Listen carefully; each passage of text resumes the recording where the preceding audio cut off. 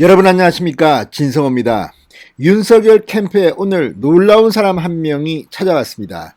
지금 윤석열 전 총장은 윤석열이 듣습니다라는 캐치프레이즈 아래 이 민생을 탐방하는, 그렇지만 좀 다른 스타일의 그런 행보를 이어가고 있습니다.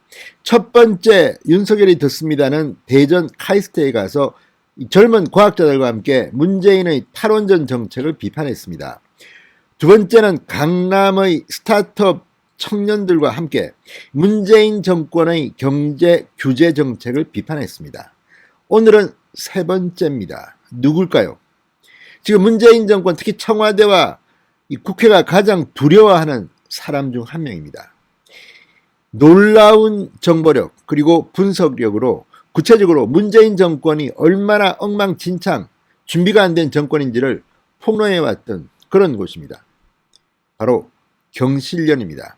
경실련의 김헌동 본부장이 오늘 윤석열 캠프를 찾았습니다. 주제는 부동산입니다. 문재인 정권이 가장 아파하는 곳, 여론조사에서 문재인 정권이 가장 못한다고 하는 것이 바로 이 부동산입니다. 자, 그런데 경제정의실천연합, 경실련은 보수단체가 아닙니다.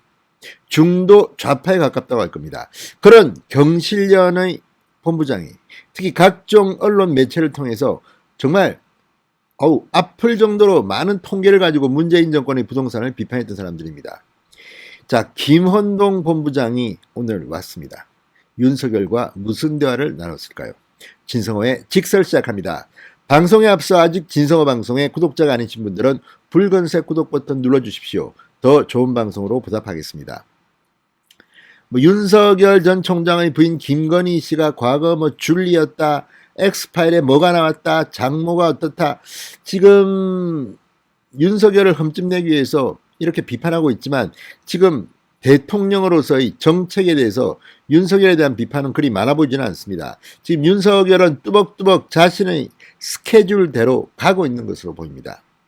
그리고 오늘 휴일임에도 세 번째 윤석열이 졌습니다 행사를 가졌습니다. 자, 오늘 윤석열의 광화문 이마빌딩 캠프, 김헌동 경제정의실천시민연합 부동산 건설개혁 본부장이 찾아왔습니다. 1시간가량 문재인 정권의 부동산 정책, 지금 집값 상승, 전세 대란, LH 부동산 투기 이런 것들에 대해서 허심탄회하게 토론을 했습니다. 자, 이제 윤석열 전 총장은 이렇게 이 민심 행보 투어를 주제별로 갖기 시작했습니다. 탈원전, 그 다음에 스타트업, 이번에는 부동산입니다. 자, 윤석열 전 총장은 김 본부장으로부터 현 정부의 부동산 정책 문제점을 듣고 내치에서 정부가 관여할 가장 중요한 문제는 주거라고 생각한다. 주거 안정과 집값 잡기라는 것이 정부 의지만 있다면 어렵지 않게 할 수 있다는 시사를 받았다. 현 정부의 주택 정책은 시장과 싸우는 정책일 뿐이다. 특히 청년들이 겨우 일자리를 구해도 폭등하는 집값만 바라보며 한숨만 쉬고 있다는 건 국가 미래를 위해서 큰 문제라고 비판했습니다. 자, 그렇다면 이런 윤석열 총장의 발언을 이끌어낸 김헌동 본부장은 무슨 말을 했을까요? 자, 적나라하게 문제점을 비판했다고 합니다. 자, 주거는 복지 차원에서 다뤄져야 한다. 이게 김 본부장의 주장입니다. 정부의 잦은 정책 변경이 부동산 투기를 유발한 측면이 있는 것으로 분석했습니다. 문재인 정부 들어 25세 사회초년생이 서울의 평균 아파트를 구매하기 위해서는 200년이 걸리는 것으로 추산된다. 200년이 걸린답니다. 집값이 올라가는 것은 무주택자인 청년들을 약탈하는 것이다.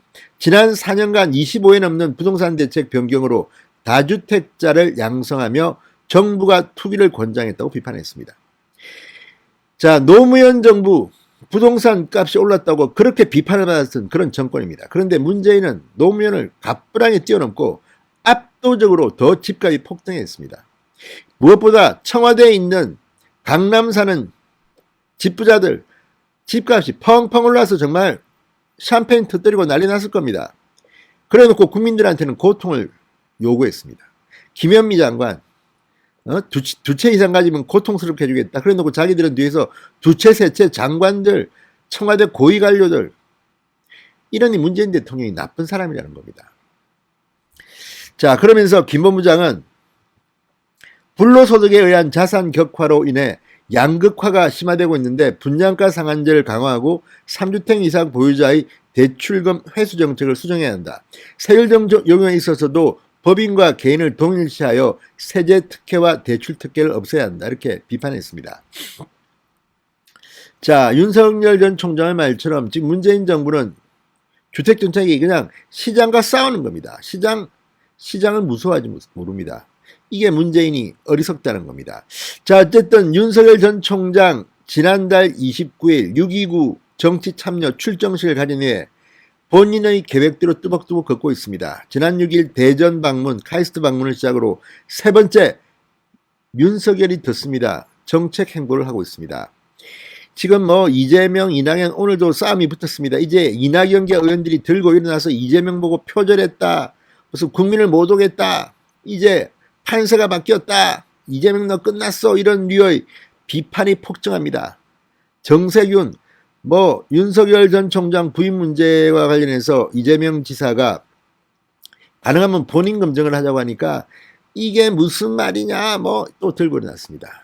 자, 이렇게 민주당은 서로 치고받고 깨물고 있습니다. 이런 가운데 윤석열은 정책 행보를 하고 있습니다. 누가 앞으로 국민들로부터 공감을 받을지를 조금만 더 있으면 알게 될 겁니다. 진성호의 직설이었습니다. 여러분 감사합니다.